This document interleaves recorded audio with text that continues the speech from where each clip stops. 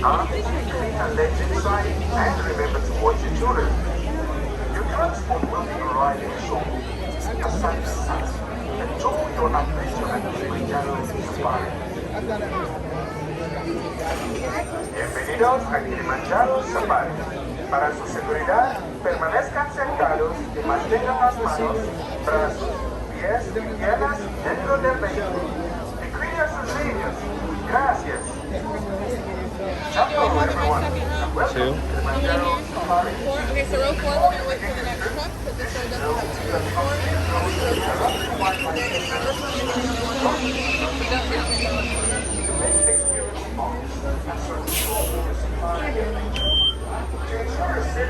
two Alright y'all, Kara Booney does me welcome. So welcome aboard my friends. Make sure we're sliding in all the way, making room for our entire party. And if we don't fit, we'll be on the next trip, my friends. Alright everyone, if you want to look up right at the top, you're going to be able to spot your animal spotting guide. That does tell you all the animals that we have here. Now my friends, with just hands up, feet and legs, my word's going to be closing the doors for you.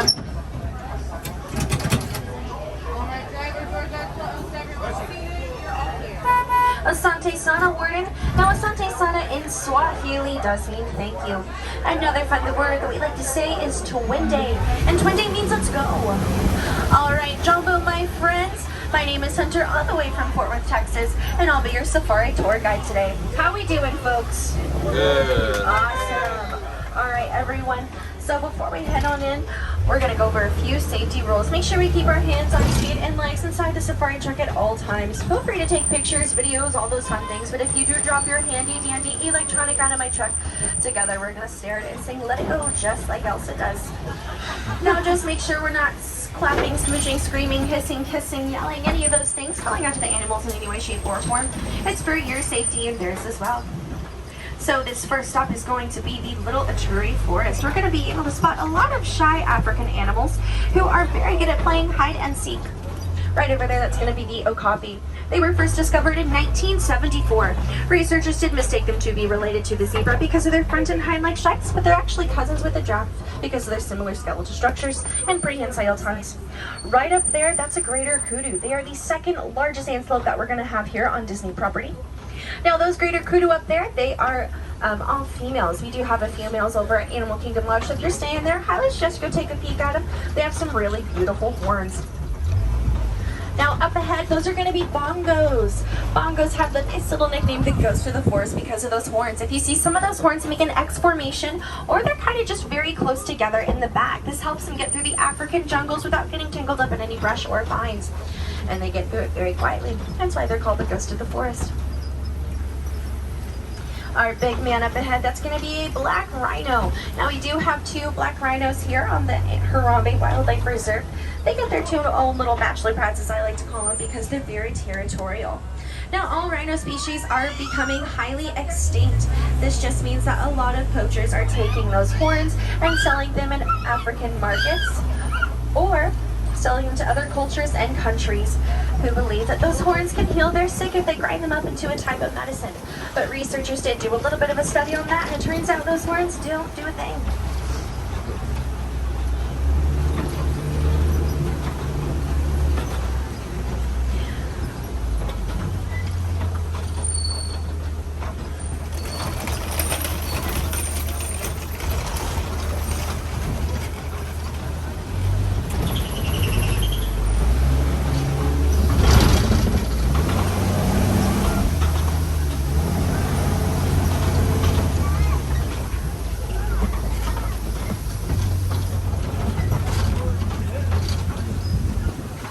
This next stop is one of my favorites, the Saki River. Very peaceful, very quiet place to be. So we're going to be able to spot some aquatic African wildlife. You're going to be able to spot two Nile hippos up here, and then some pink-back pelican. Before we talk about those hippos, let's talk about the pink-back pelicans.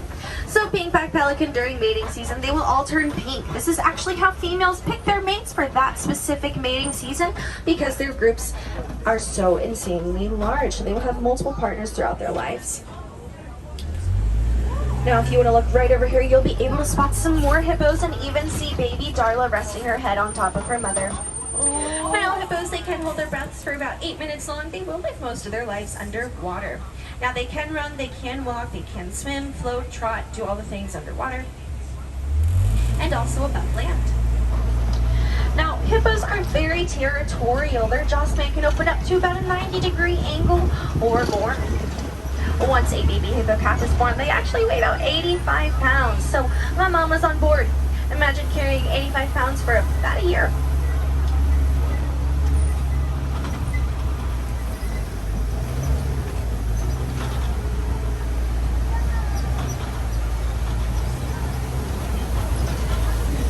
Headed over the Nile Croc Bridge. Just want to remind everybody that we stay seated. You're also going to be able to spot those Nile Crocs over there. Nile Crocs, they grow about 18 to 20 feet long with a jaw span of a 90-degree angle or more. Now those jaws are so strong they can break the bones of any of their prey. While a lot of people are very timid of those Nile Crocs, they actually make for some really awesome parents. Once mom croc has those eggs, she'll divvy them up between her and dad just to make sure it's even. And they will watch their little ones and put them in their mouths until they're ready to hatch. Now, once those eggs are ready to hatch, if they notice any of them are struggling, they'll actually put the eggs back in their mouths and roll them around. After the little ones hatch, they'll still stay with mom and dad for just a little bit more time on top of their heads, on top of their necks, their backs, and inside their mouths. And then once they come of age, it's see you later, alligator, and they start their own adventure.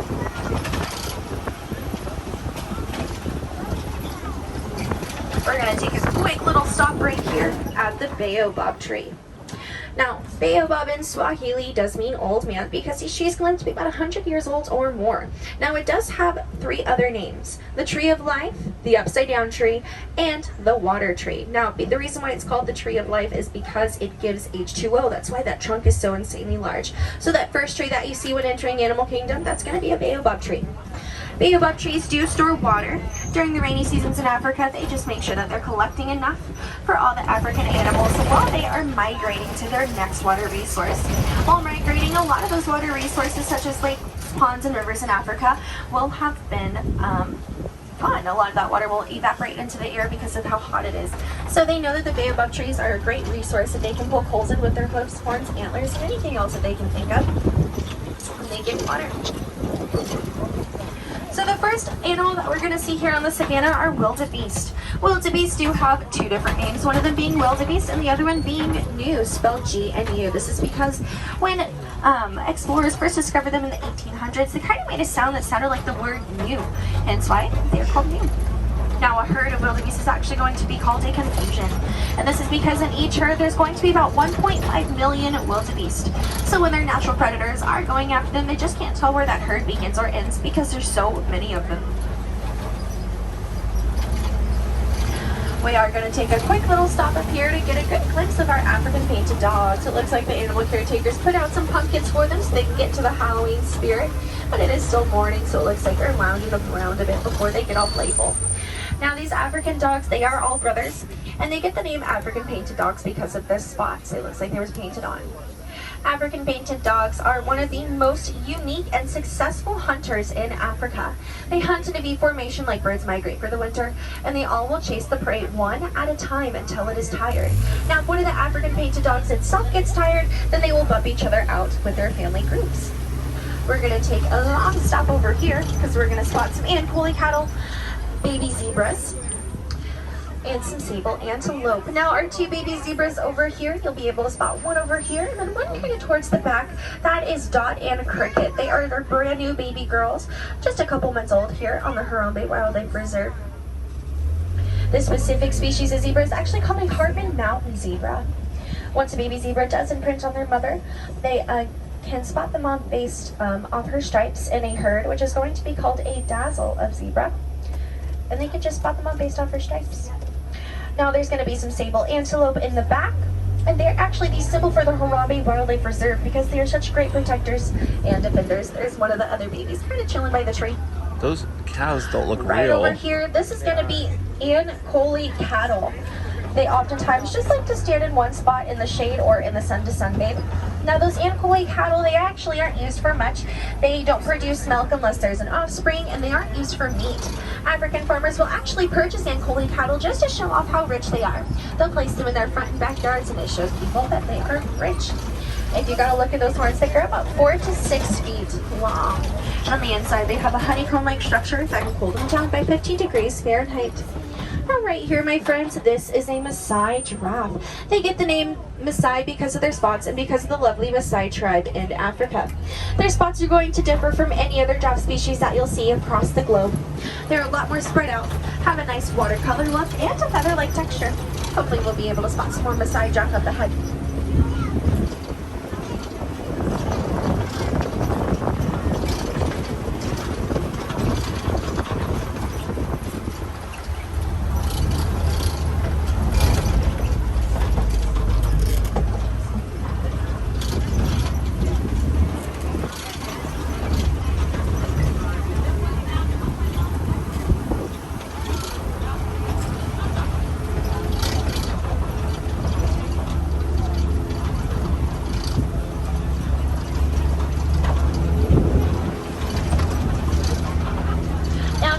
These little dirt towers everywhere, these are going to be called termite mounds. You'll be able to spot some more throughout the savannah.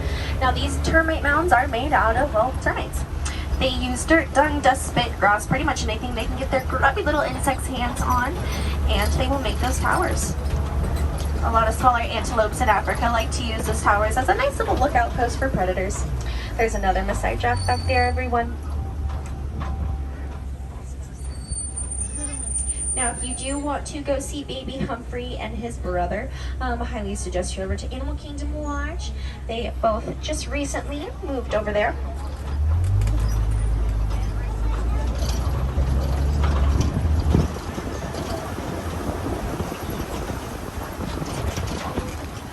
This is going to be some elephant country for us, everyone. We're going to be able to spot some elephants and some mandrills. Elephants are very social creatures. They will stay together for pretty much a lifetime unless they are males. Males group off into herds of what we like to call bachelor herds, or they stay alone in solitude. Oh, one of the babies just ran across. Oh, it's going to Dad. There's one of the babies with Dad. Now, if you notice, Dad's butt kind of looks like a big giant rainbow. That's the fun way that you can tell the difference between males and females. Males are going to have very bright, beautiful, vibrant colors, while females are going to have a little bit lighter colors. Here's some more mandrills right here for you. There's Mom actually sitting with one of her kiddos. And then there's going to be an elephant right over there. That's one of the younger ones of the bachelor herd. And we are going to be able to get a good glimpse of our boy right up here. So we're going to sneak past all this and go right here.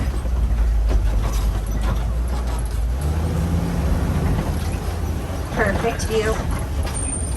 Now, if you notice, he's actually flapping his ears back and forward. This just means that he's trying to cool himself down.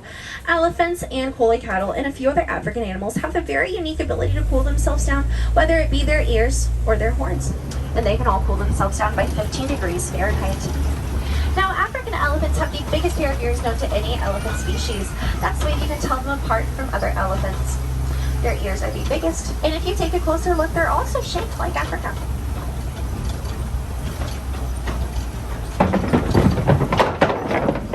Look on both sides of our truck, you're going to be able to spot some elephant tusk marks and footprints. All of these elephant tusk marks and footprints are actually in the red clay. Elephants love to use and eat red clay as a nice little snack and a multivitamin. It has all the nutrients and minerals, plus a little hint of hydration. So here's going to be some more elephants up here for you. And then also there's our baby elephant right there in the middle. She's eating some leaves. She's just a couple months old, just like Dot and Cricket.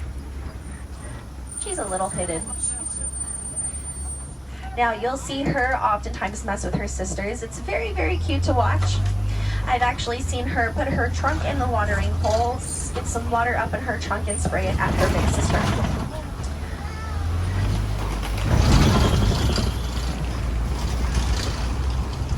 We're going to be able to get a closer look as we kind of come here around the bend.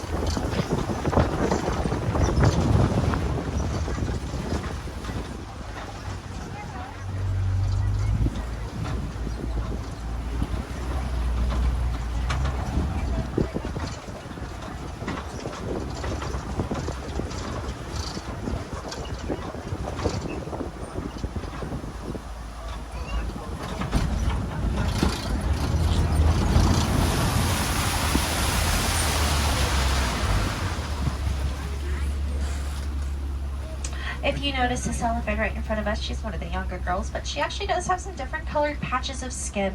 Now, elephants and other African animals like to use mud as a nice little sunscreen protectant and coolant. They'll either roll around in the dust or they roll around in mud.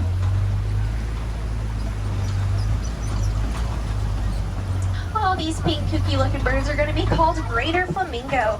Now greater means bigger, lesser means smaller. It's a nice little terminology that animal scientists use to describe bigger and smaller animals. Now flamingos, a group of them is going to be called a flamboyance. Now flamingos do have a nice little pink pigment. Does anybody know why they get their pink pigment?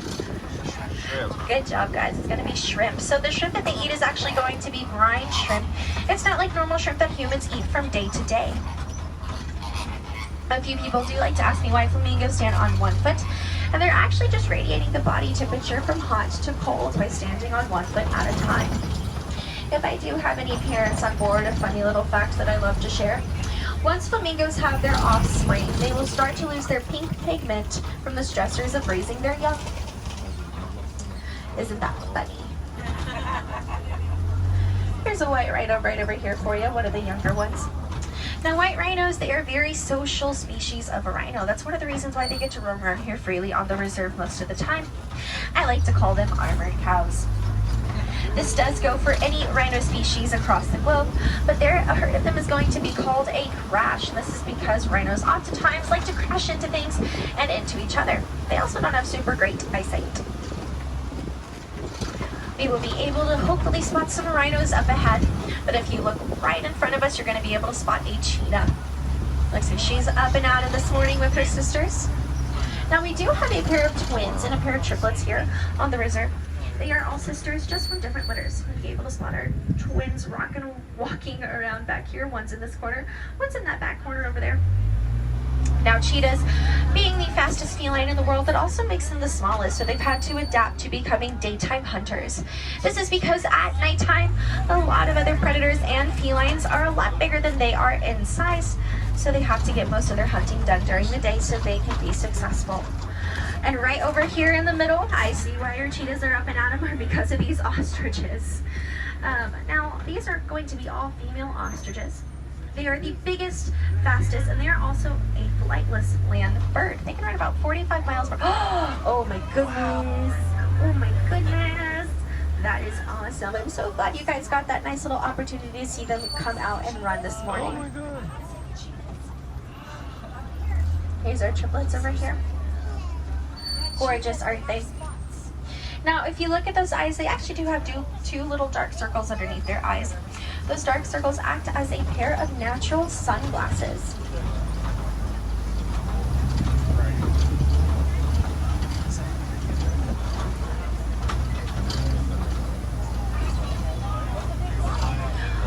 All these rocks are going to be called coping rocks. There's our lion man right all the way up there at the top. Looks like he's trying to get some shade in.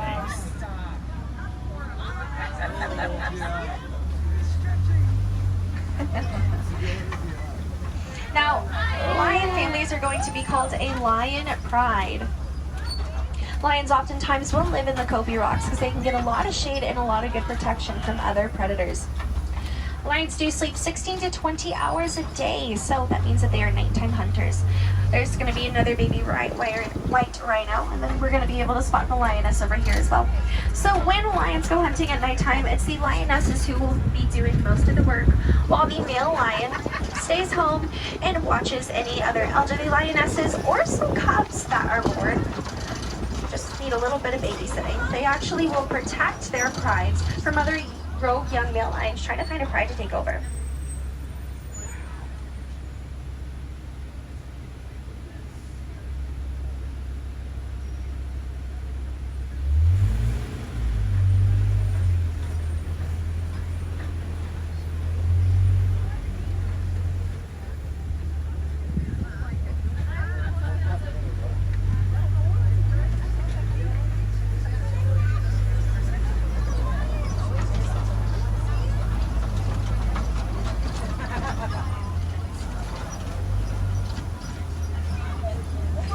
if we look right over here in this back corner, you're going to be able to spot some warthogs. Now, Pumbaa was a warthog in The Lion King, and Pumbaa in Swahili does mean foolish. That's going to explain why Pumbaa was very silly in The Lion King. Warthogs like to dig burrows with their tusks. They actually will dig burrows with their straight pair of tusks.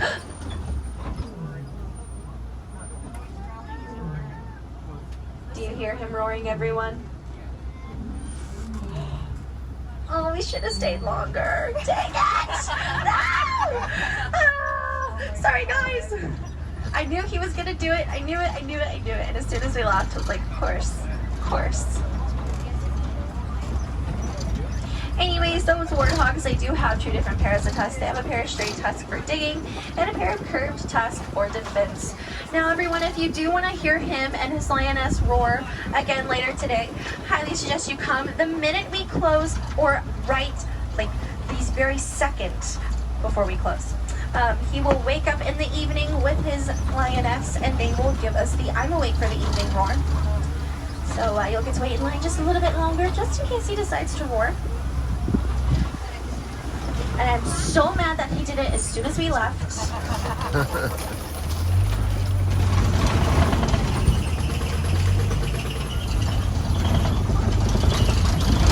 Now we just went over the Magadi Glen. That means we're going to be coming up to our lead warden's house. He likes to store cute and cuddly Nigerian dwarf goats. Now, African farmers love to keep Nigerian dwarf goats around because they make a lot of profit off of their goat milk. They'll make goat cheese and goat soap, and they will go sell that in market. They also like to make profit off that milk because a lot of people across the world prefer goat milk to cow milk.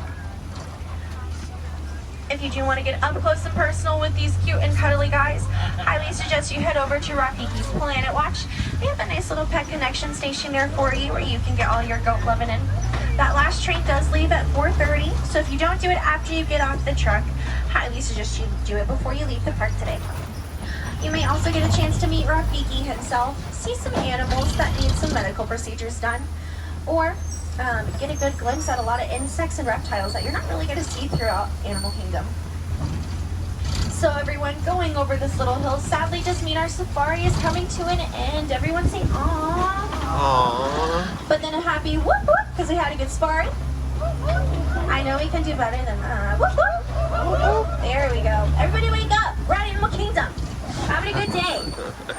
Alright, so while we're headed back to Harambe, let's talk about some ways we can help animals not only in Africa but all over the world. Reduce, reuse, and recycle. That's a slogan that we all know and love, and if you don't, we learned a brand new slogan today.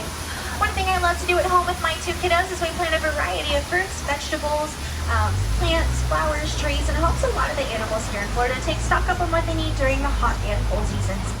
If you do want to get up close and personal with the baby gorilla, see some more hippos, some naked bull rats, get up close and personal with some birds, snakes, turtles, frogs, highly suggest you head over to the Gorilla Falls Trail. It does close at 5 o'clock today.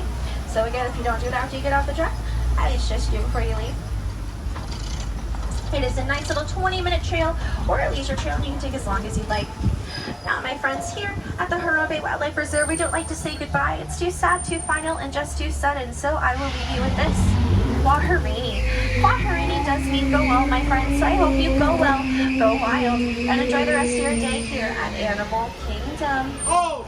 All right, everyone. Watch those hands on feet and legs. My word's going to be closing the doors for you. Bye, everyone.